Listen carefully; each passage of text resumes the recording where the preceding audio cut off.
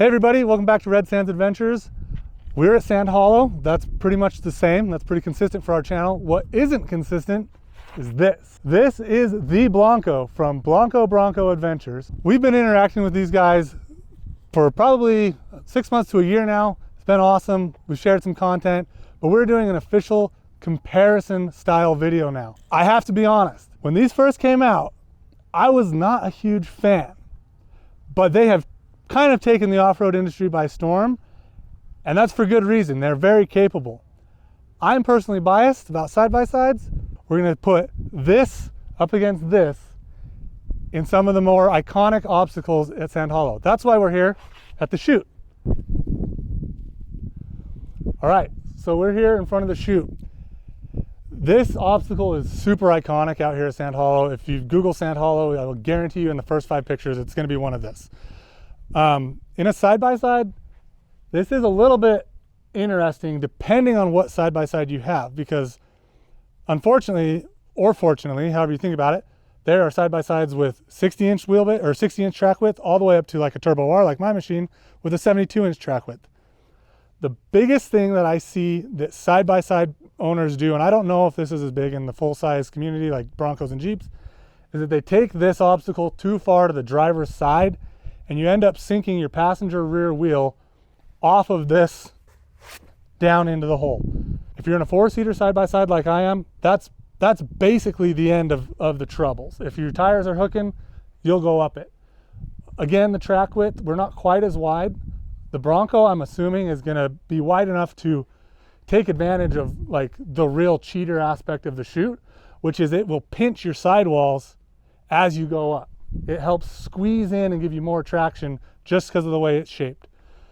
A lot of side-by-sides don't have that, but it shouldn't be a problem anyways. Then we're gonna line up. I didn't cut it tight enough, but that's okay.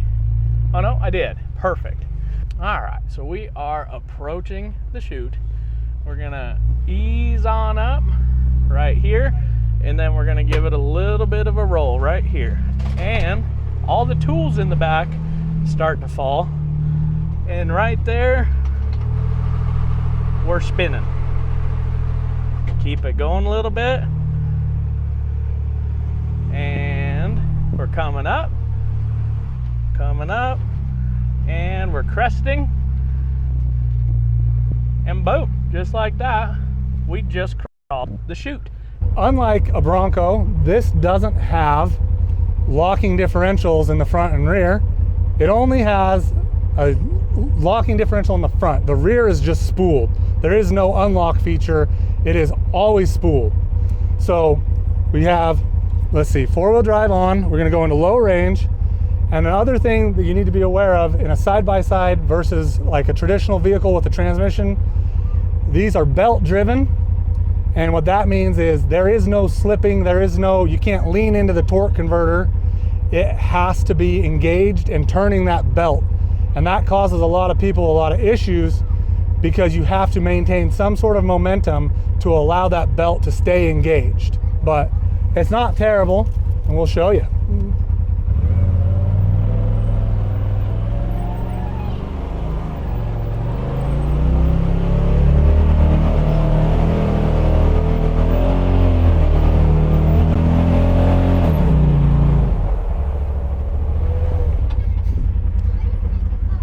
And so we might have to do this again.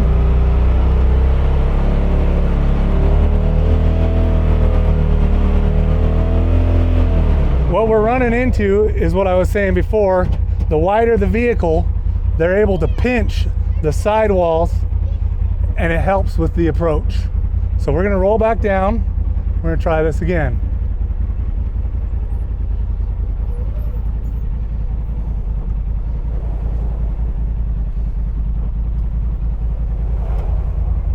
All right, this is attempt number 2. We've aired down a little bit, and we're gonna try and make it up this with a little less stress. But we'll see how it goes.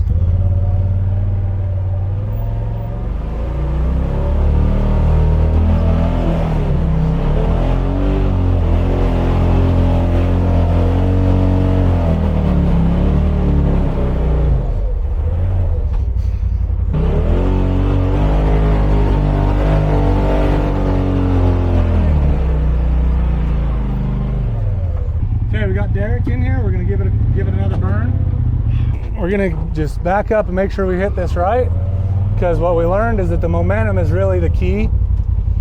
You don't want to hit everything like a jump, but you do have to maintain your momentum. Floor it. No. You all good? You want to hold on to the bar? Hold on here. Keep your arms in the ride. Yeah, here we go.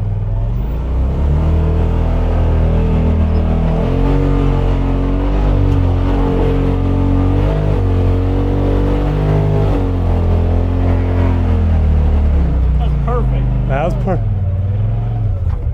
Making it feel easy. I don't know. It's kind of strange, the sidewall not biting. Well, I'm used to that. I think you can feel a little bit of what happened there in the Bronco, the side-to-side shimmy, but you can definitely feel that I'm missing about 2 to 3 inches on the width because it shimmies a lot more. But there's guys that put like Rockzillas on this and stickies, and that's kind of the go-to for rocks. And that makes it a world of difference. So heck yeah. I mean, I approve. I like it. I think you're definitely going to show me up on a lot of other things where that constant RPM becomes an advantage. Yeah. And the weight. You know? The weight does help. Just apparently not here in the slick Chute. Well, you know, water makes all the obstacles different too. Yeah. Okay, let's do it in reverse. Reverse blindfolded in 2-wheel drive. You got it. What was it you just said about what bottoming out? So the only thing I felt was when we went up, as the weight transferred through the first dip on the what would be passenger side, it just felt like something maybe bottomed out or hit. So I was just asking the question, what could that be? I have a suspicion, and it's just a suspicion, but if you look right here, you'll notice a lot of white stuff, or what was, and then also subsequently if you look right here, you'll notice a big chunk of rock that was peeled away. And that goes back to the same thing that I was saying before. The width on the Chute really helps. So if you're on a 64-inch machine, I'll be honest, I don't know if I would, I mean, if you're on Zillas or something, then great. But factory tires, 64-inch machine, it's hard to do this without having the added benefit of that sidewall squeeze from either sides. But anyways, what do you think? Obviously we did a little bit worse. It would be lying for me to be like, I think they did both the same. But what do you think about that one? What do you think that something I could have done differently? What do you think something Derek could have done differently to help me out, give me an advantage? And either way, stick around for the next one we do. See you next time.